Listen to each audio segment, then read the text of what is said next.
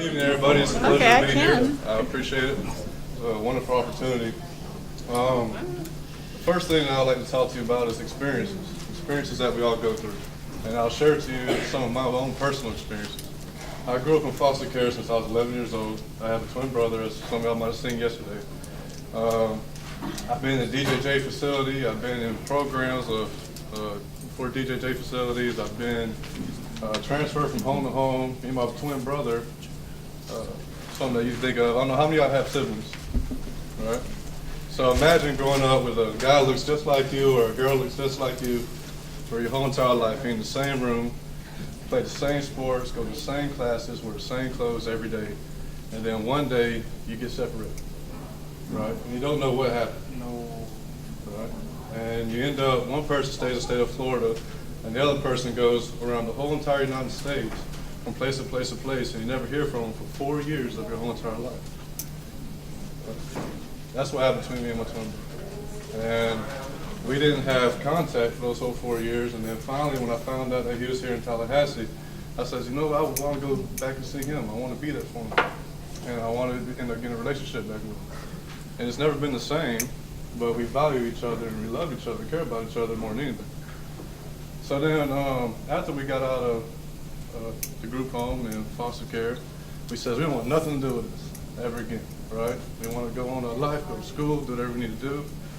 And the brothers and sisters that we grew up with, we grew up in group homes with like 15 to sometimes 20 people, all just like you. And I have brothers that are African American, brothers that are Mexican, sisters in all different regions. And I could look in front of anyone, stand in front of anyone and say, that's my brother, that's my sister. Just like I do for my own twin brother. Because we're not foster brothers or foster sisters, we are brothers and sisters. We grew up in the same home.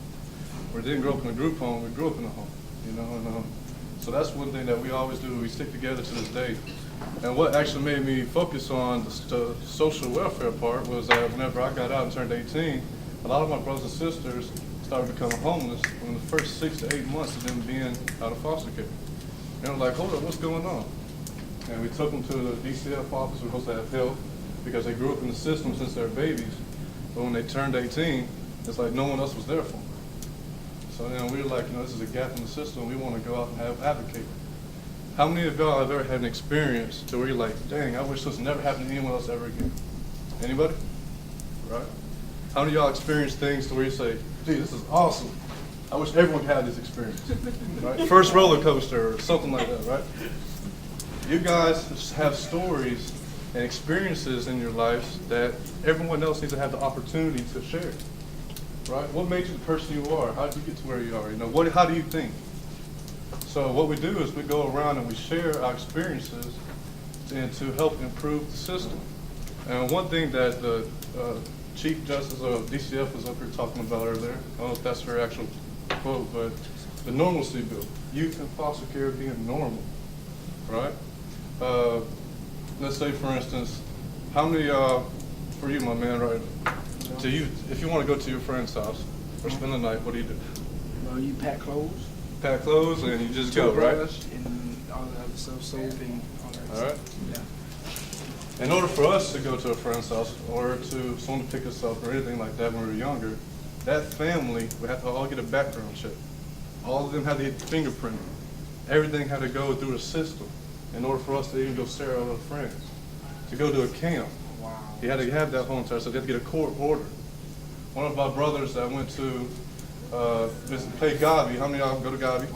All right, so y'all know y'all state champs. Right? Two of my brothers were on the state championship football team, and they found out the Monday before they went to state champs they had to have a court order to go play, and they were seniors. And I'm like, hold up, what you mean? I gotta have a court order to go play football with my school? And they're like, yeah, or you can't go. So then the morning of that they left to go to state champs, they finally got the court order in and they were able to go play. Right? But imagine if you never ever got to be able to play. Right? Is that fair? Is that not fair? So that's where we come in at. We go in, we help share our experiences to give that, and that's where Florida Youth Shine came from. And so what we do is it's a group made up of youth in foster care, and it's from the ages of, I think it said 14 to 25. And we go out and not only Lord Highway, where we go out and share our experiences, and in addition to that, we go out and help our community. So we go out to all the different group homes and volunteer. One of our biggest events is Christmas.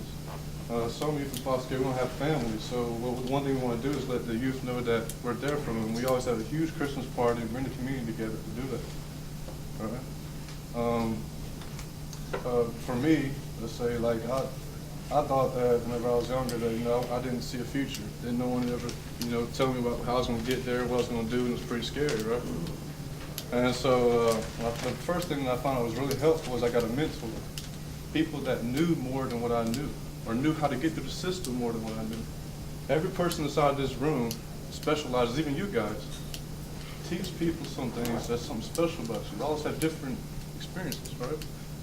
And so y'all guys are the experts at what you do. Some people like to talk. Some people are good at observing, right? Some people like to dance. You, man, you like to get up and joke every chance you get, right? Some people don't know how to do that, you know? So to go up and be able to share those things is good. And so you guys can be mentors to people that's older than you, and also go out and try to find people that's older than you to help get where you need to be, all right? So that's a little bit of things about me. If there's any questions, so anyone got questions? No? That's great. Guess I did a good job. What about you? Where did you stay when you were separated from your twin brother? I stayed, I've been all over Florida. I've been, I was in a program for a little bit in Mariana.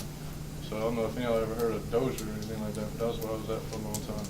And then my brother, he went all over the United States. He went from California to Washington, D.C., to Pennsylvania, to Georgia, Alabama, North Carolina, those types of areas. And, but besides, I've been all over Florida. That's about it. But I'll tell you one of the most, one of the most scariest things for youth in foster care, and some of y'all, if I know kids that's in foster care, think about in their shoes, right? You guys, let's say if you move today, how many of y'all have a mom and dad? Right? Oh yeah? If you move today, what do you have to deal with? A new school, new friends? New people. New in people. general. I mean, for me, whenever I went to a new school, I was like, you know, I would talk to some girl before you know it, everyone in school wanted to say, hey man, I've been here 14 years, I'm going to talk to my girl like that, you know, so you have to watch who you're talking to. It's hard to make friends. But in addition, for kids in foster care, your inside home changes. You no longer have that stability. I don't have people that I trust. I don't have people to go to and say, hey, I need help. I need guidance, any of that, you know? So whenever you see kids in foster care, you know about them, you know, look out for them, talk to them, do whatever you need to do, because they're, you know, you can help change their lives. You never know how important you are to other people, right? If some of y'all look at people, you ever thought about people that you know where you're real close to, but they didn't seem to be real close to you? And then you might understand that, but I have a lot of people in my life that I'm close to, right? I think that they're the world to me.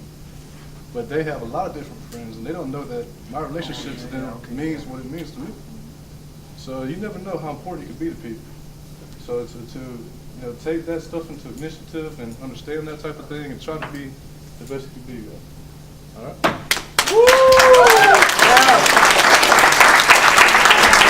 Wow.